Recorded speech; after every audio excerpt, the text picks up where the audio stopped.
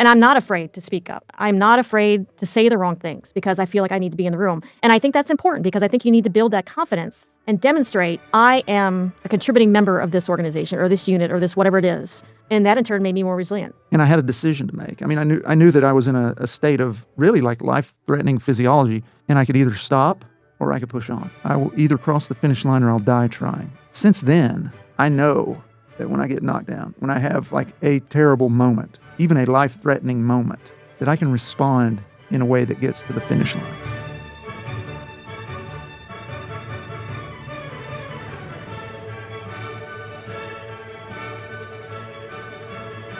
Welcome to Science Leadership, where we explore leadership both practically and scientifically. What makes great leadership? Why are those things important? And how can we do them well? We'll answer those questions and more through fascinating discussions with inspiring people that will leave you equipped to be a better leader. Today, I'm delighted to welcome retired U.S. Coast Guard Captain Darcie Cunningham to the podcast. Darcie served 24 years in the Coast Guard from coast to coast and has led in multiple high-stakes situations that demanded resilience from her and her teams. So she's a great person to have on the podcast as we discuss the leadership importance and impact of resilience. Darcie, thanks for joining me on the Science of Leadership, and thank you for your service to our nation. Thank you, Dr. Collins. I appreciate the invite. It's exciting. As we get started discussing this idea of resilience, the way I think about it is actually related to the science of materials, and so let me give a little bit of background on that. When I was just coming out of high school and then during college, during the summers, I had the opportunity to do research at Oak Ridge National Labs, and the stuff that I got to do was in materials engineering and some other stuff that we did. And so when I think of resilience as a term and what it means, I usually think of materials and how those materials behave. So for instance, if you bend something, does it return to its normal state? And so in the concept of resilience, that's really what I think about, is something is able to undergo a deforming stress and then return to its prior state or shape. I think that applies to leadership to some degree, but I think it's more than that. And so I'm really curious, how would you, Darcie, define resilience with regard to leadership? Yeah, there's so many ways you can look at this. In terms of resilience, I would say you're always going to be in a situation where you're going to need to make either short, quick decisions, or maybe you have time to be more strategic and think in the long term. But regardless, you're going to have a well thought out answer, opinion, insight to things that people who below you or a subordinate to you expect you to have. So you're going to be on point, and you're going to have that pressure to have the right thing at the right time in the right place. So being resilient means if you don't have all of that in your responses, how do you bounce back from that? How do you recover from that? And how do you ensure that you're still ensuring that people can trust you, that you will make those right decisions, and that you are the right person to be in that role? Yeah, thanks for sharing that. As I was delving into the scientific literature before our discussion today, I found a lot of authors referred to this definition by a couple of authors, Maston and Gabriel Reed, I should say, in their writings on resilience in development, and that really is looking at youngsters, children. But nevertheless, that definition has been used, and specifically in 2002, which is the most cited work, they defined resilience as behavior that is characterized by consistent positive adaptation in the face of significant adversity or risk. I'm curious what your thoughts are on that. Yeah, I think you can look at it from two perspectives. So there's the resilience and there's the adaptability. And I think they're different, but yet hand in hand. And what I say by that is, so resilient is being able to get up after you've made a mistake, internalizing it, saying, all right, I made a mistake and I'm ready to move on, and being able to move on from that mistake.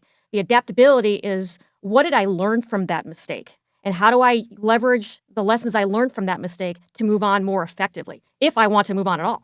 Yeah, well, I'll admit, I don't necessarily agree with Maston and Gabriel Reed's definition, and it may be because I'm still stuck thinking about materials engineering, but and I'm punctilious on definitions and things. That's why we always start the program with what are we talking about? What's the definition of it? But when I look at this, I think the adaptation component of resilience is a little off target. I think that there's an important distinction between resilience and adaptation.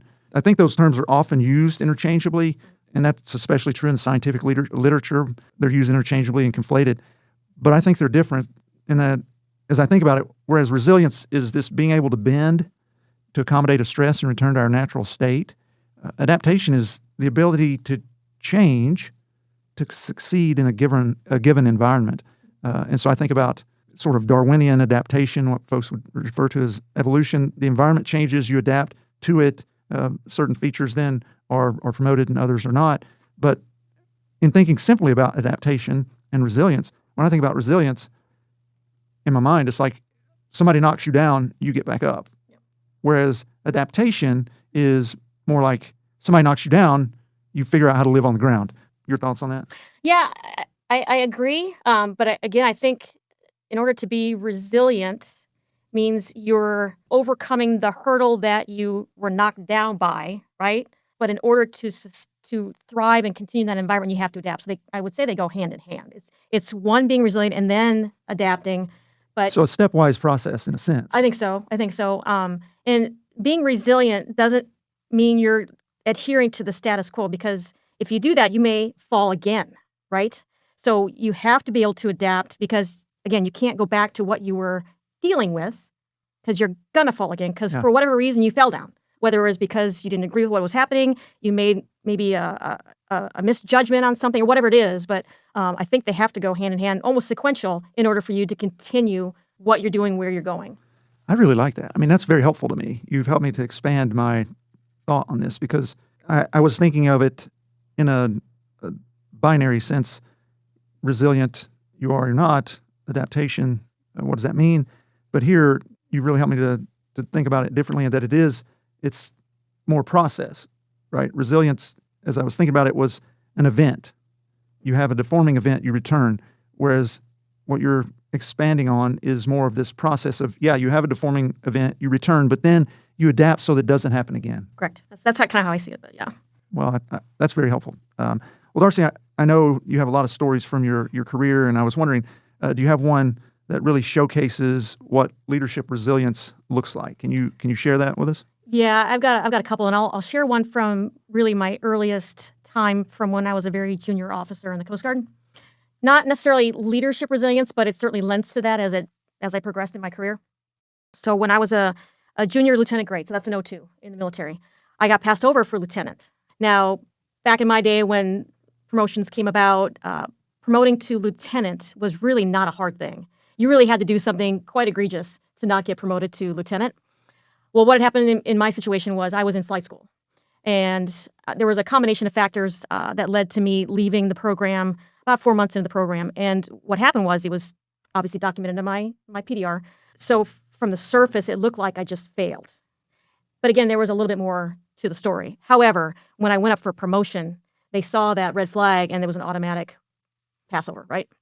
So, I go home, pity party, of course, right? And I'm going through all the things in my mind. Do I appeal this? Do I highlight some of the medical factors that played into this, what happened to me and all that? And, but after a week of trying to process, oh my God, I have to go to work. I'm going to be embarrassed. All my peers are getting promoted to lieutenant. I'm not. Again, it's hard to get passed over.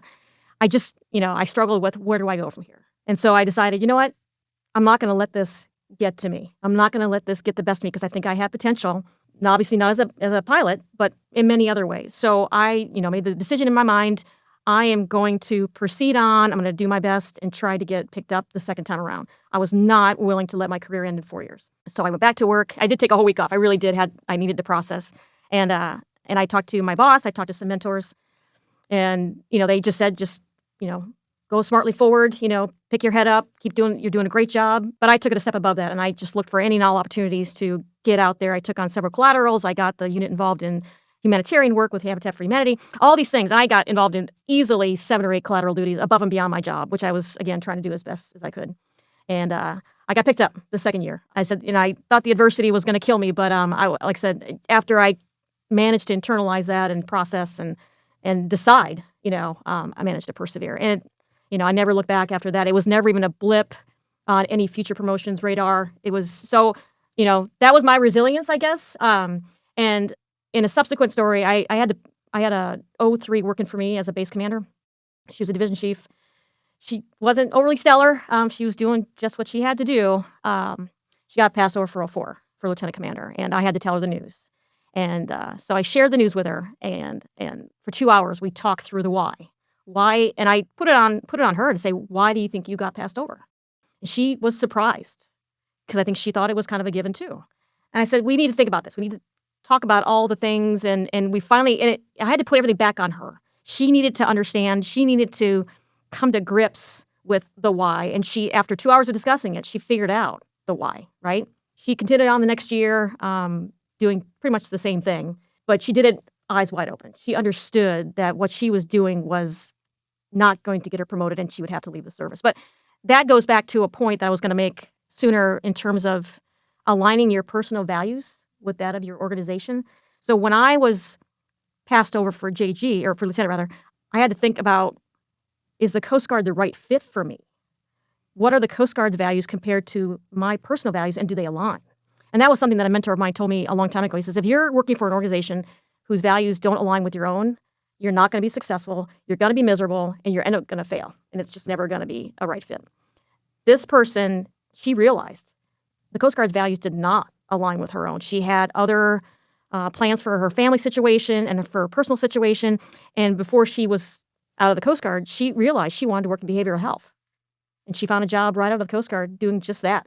And she got to stay in one place, which is another thing she didn't like, moving around every couple of years. So I think going back to, your internal values and what you truly want, need, desire out of your own life needs to align with where you're headed. And that, I think, helps with resilience.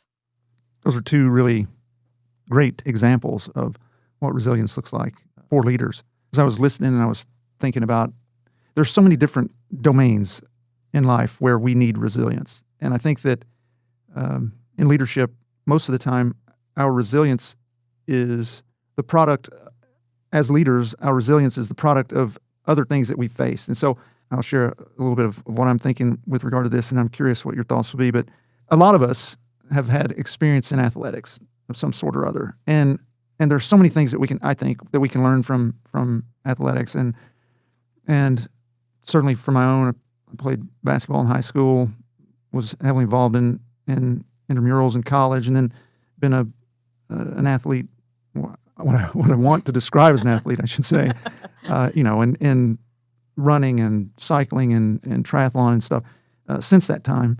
And so there's so many times that I can think of where in those moments, so for instance, I'll take, I've done one Ironman, okay? I decided that Ironman, after that race, I decided Ironman is not my distance. Like, it was just not fun. And part of that was because I had what's called hyponatremic dehydration. So, because I sweat a lot, and it was in Texas, my sodium got low, and I was having a lot of very serious, even life-threatening side effects. And there was a moment.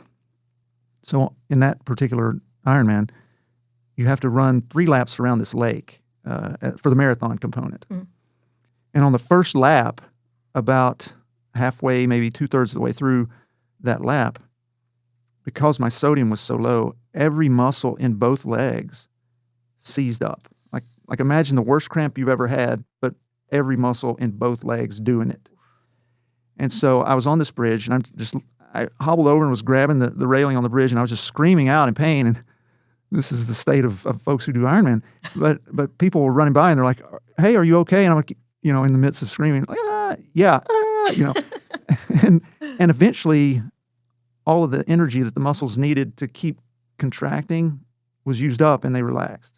And I had a decision to make. I mean, I knew that I was in a state of really like life-threatening physiology, and I could either stop or I could push on. You want to guess what I did? I hope you stopped. I did not stop. Oh my gosh. Adrenaline kicked in. I said, I came to finish this. I will either cross the finish line or I'll die trying. And that was like a real decision. And so from then, for the rest of that marathon, and it was a slog, but for the rest of that marathon, every aid station, I was consuming as much sodium as I could, salt on chips, pickle juice, anything I could get. And I was able to finish that, right? I was immediately then taken to the aid tent and then eventually ended up in the hospital, but I got the medal, okay, for Ironman Texas. But this is the thing, part of the thing I wanted to kind of hit on. Since then, I know that when I get knocked down, when I have like a terrible moment, even a life-threatening moment, that I can respond in a way that gets to the finish line. And so that resilience, in a very real sense, from my perspective, has been instrumental in my ability to continue to perform and do things that I think have been what I would say successful. So You could have hurt yourself big time. Dang. yeah, well, I've done a lot of other things to actually hurt myself too. So, but yeah, that's true. But there's this fascinating thing, like you decide, at least this is how I've kind of thought about it. You decide in that moment, what does this mean to you? And it was not getting a medal. It was not finishing that. It was overcoming me in a real sense. So anyway, now, Darcie, let's resume thinking about this. So we've covered what it looks like, and defined it to some degree. I was wondering if you could share from your perspective, why is resilience so important for great leadership? Well, resilience, I believe, makes the leader, right? Because you're going to have so many moments in your career where you're going to have a setback, a roadblock, a failure, whatever it is. But those are the moments you need to have in order to learn, to grow, and to become a good leader. And then when you become that leader and you see those same moments with the people that serve you, look up to you, you'll recognize what you can do to help them overcome those barriers as well so they can also grow. You can't learn without having a mistake or two along the way, right? Absolutely, yeah. And you're not going to be successful if you're not resilient either. Your book had many examples, and I think of one example of, I don't know if it was Oprah Winfrey or Hoda Kotb, famous journalists. They had said that they interviewed 25 different local television networks to get their first job out of college, and they all said no. So had they not got back up, continued on, learned from that one interview to the next and to the next and to the next, they wouldn't have gotten that first break and then gotten to where they were today. So, that's leadership lends to that, because if you don't learn from those mistakes, you're never going to get to where you want to be as a leader. Let me take a minute to break into the podcast here and remind our listeners that my book, The 4 Stars of Leadership, is available on all platforms online. Be sure to check out a copy of the book. I think you're going to love it, and let me know what you think. Back to our conversation. As you were talking about resilience, I was just thinking about the story of Ernest Shackleton. So I'm sure you're familiar with the story, but for our listeners, I think it was 1914 or somewhere around there that Ernest Shackleton was this explorer, and he was wanting to do the first trans-Antarctic trip, basically. The first folks to go from one side of Antarctica to the other, crossing through the South Pole.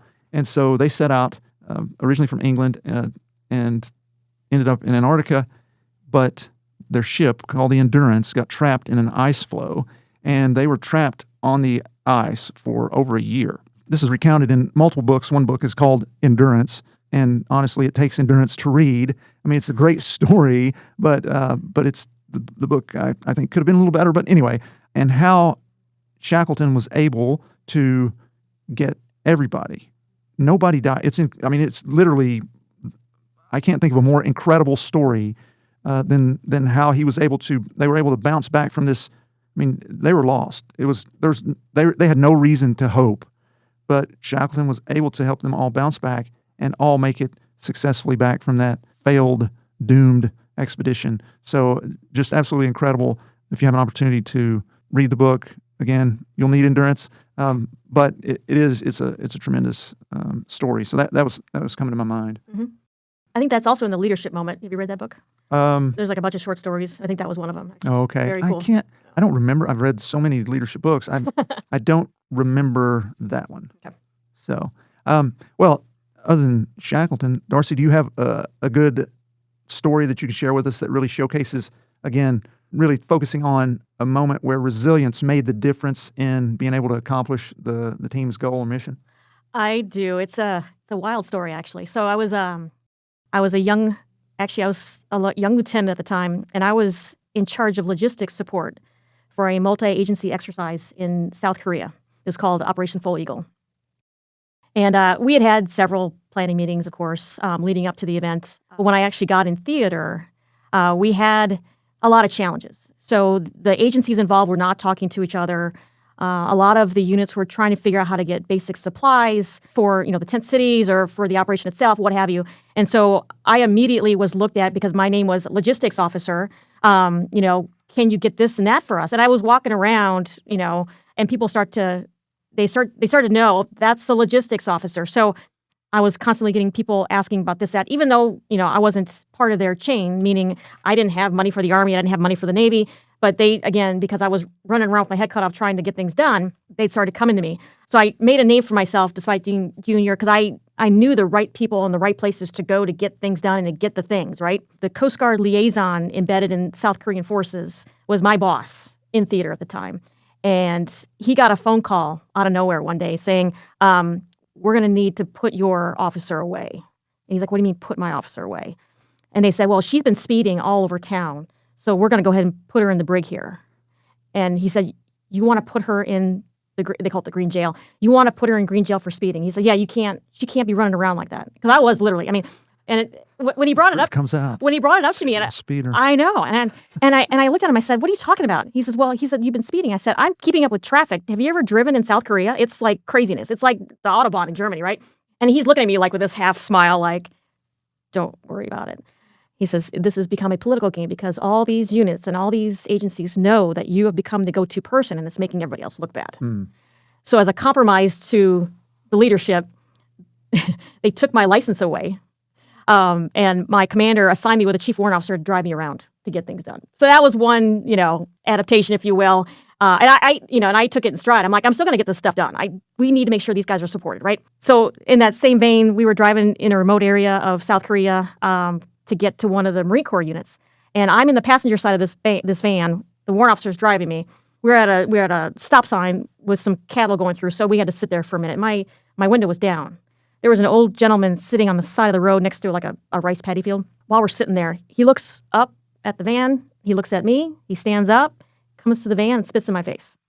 I'm like, wasn't expecting that. What just happened there? I'm looking at the warrant. I'm like, what just happened there? And he says, well, first off, you're a female in uniform.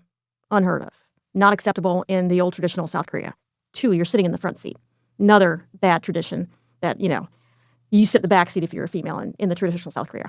I was like, well, now what do I do? And But then conversely, the South Korean forces were taking pictures with me because I was a female in uniform with blonde hair. And they're like, she's a rock star. This is great. So, I was going through all this weird, interactions and setbacks and being told you're going to go to green jail if you drive a car again and all the things. So, but at the end of the day, it was a very successful operation. The fact that I was a female in uniform, I didn't let it get, in my way. And I even had females in the other units saying, what are you doing? Who do you think you are? So there's a lot of adversity, I guess is the point. Yeah. But I ended up getting a combination medal, and somebody recommended me for a field promotion as a result. So I got the job done despite all those roadblocks and being told I couldn't do this and that. And but it just, I'll never forget that experience. But there are a lot of elements as to why I was not given the respect, appreciation for whatever, just because of who I was. Mm-hmm. Female in uniform, young, junior. Yeah. So it was tough, but at the same time, it was a fun story to tell. Yeah.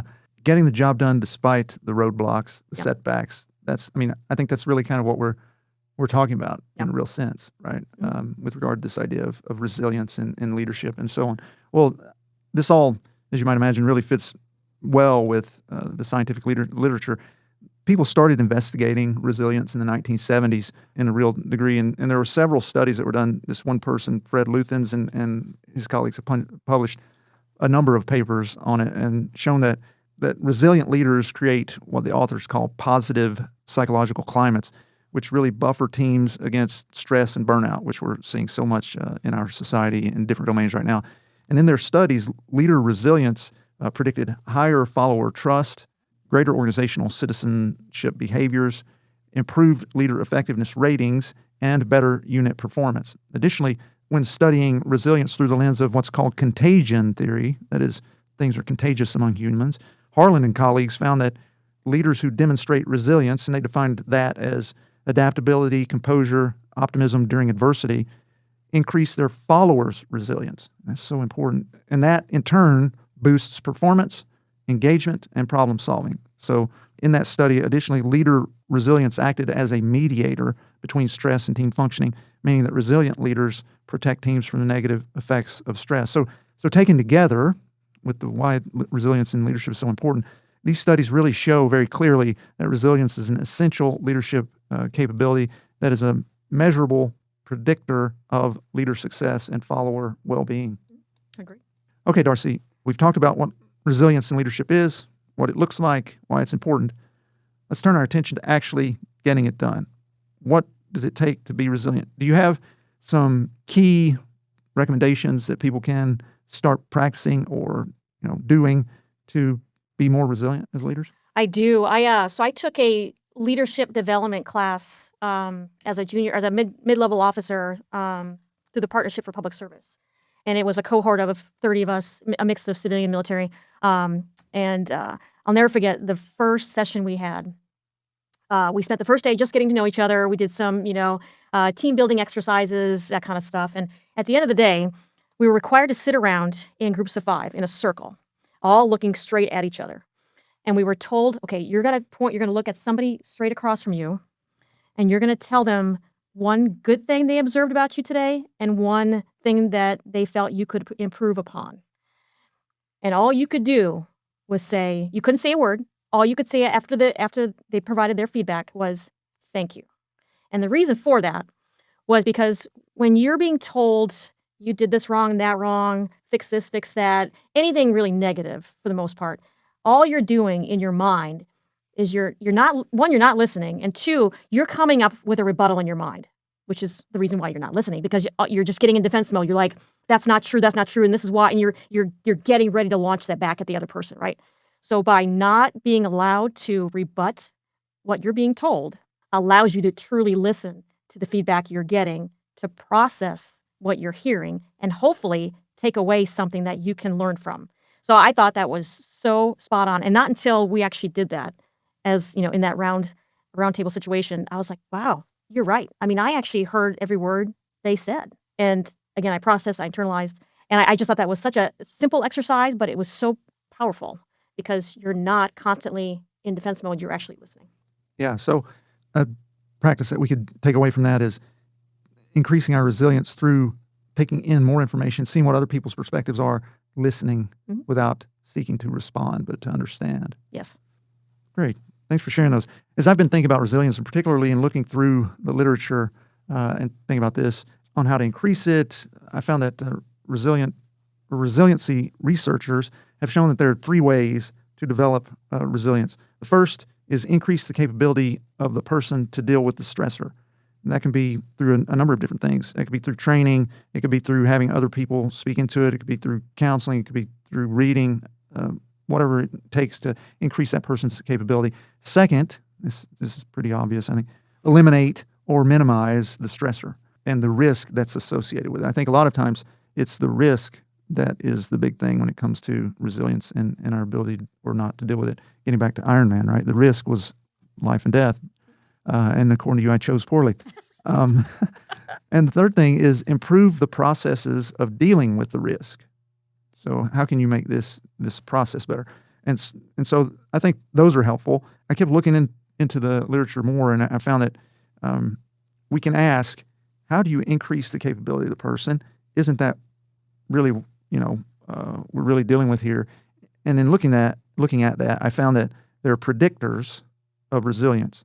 And we can sort of repurpose those, if you will, for our discussion to mechanisms that will allow us to foster resilience. And these can be grouped into three sets. So the first is external supports. These are things like, if you want to be more resilient, find a good mentor. Talk to your friends. Talk to your family, trusted people that you can learn from. So external support. Number 2, internal strengths. So if you want to be more resilient, cultivate optimism, empathy, and a sense of purpose. So again, that potentially misguided decision I made in Texas in the Ironman helped me cultivate optimism.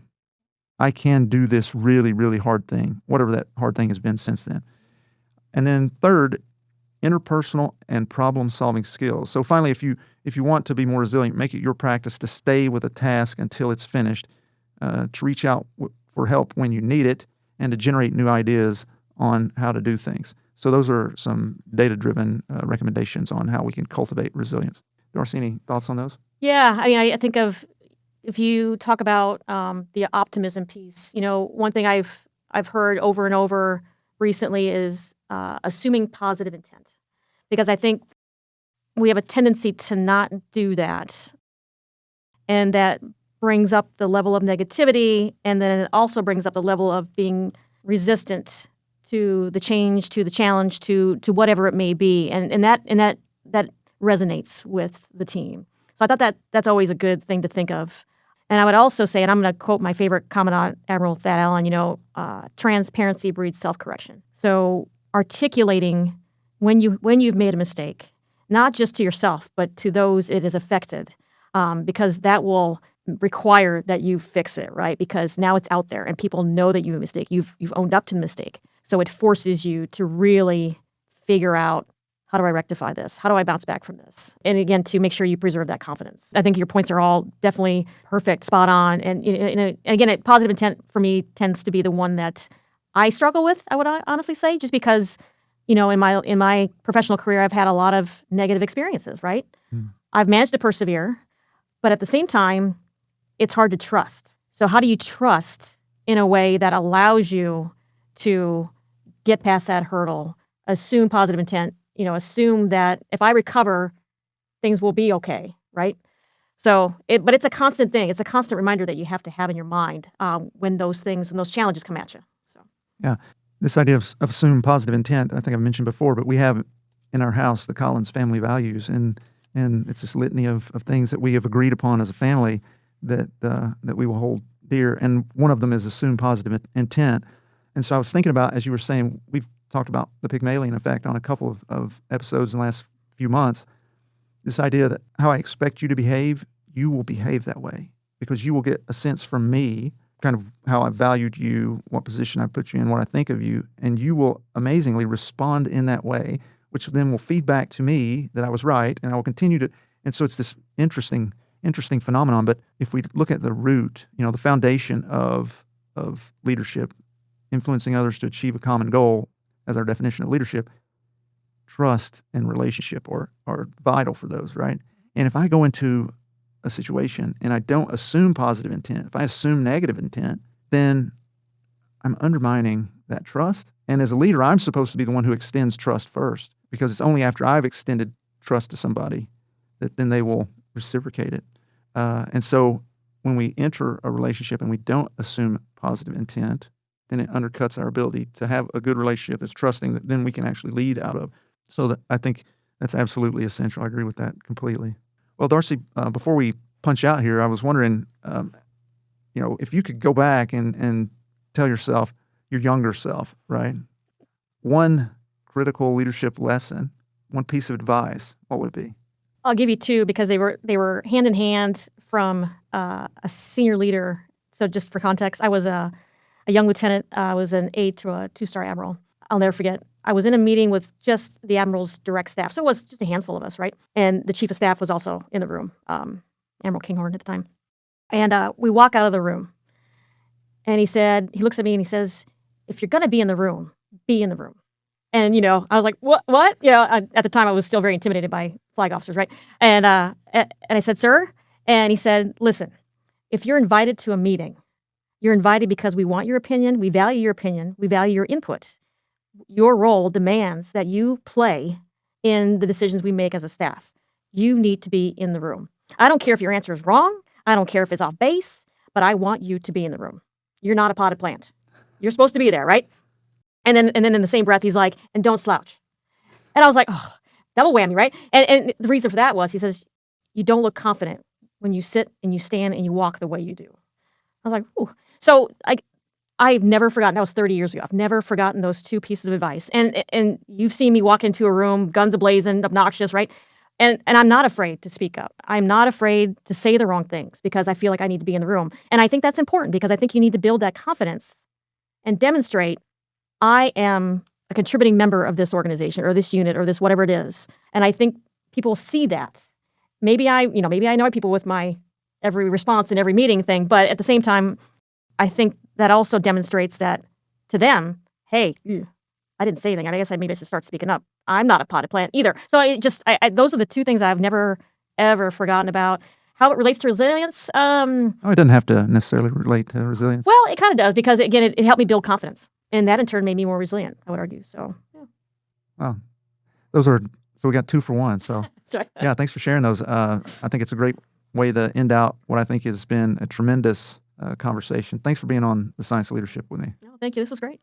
Thank you for joining us on this episode of the Science of Leadership. We hope today's discussion has inspired you and given you valuable insights to help you become a better leader. Remember, leadership is about helping those we lead do great things. It's a journey of continual growth and learning. When we embrace that journey with curiosity, courage, and humility, we can confront challenges, overcome barriers, and foster environments where everyone can succeed. If you enjoyed today's episode, be sure to follow or subscribe, leave a comment, and share the episode with others who are passionate about leadership. Until next week, keep leading with character, competence, caring, and communication. This is Tom Collins. Let's keep growing.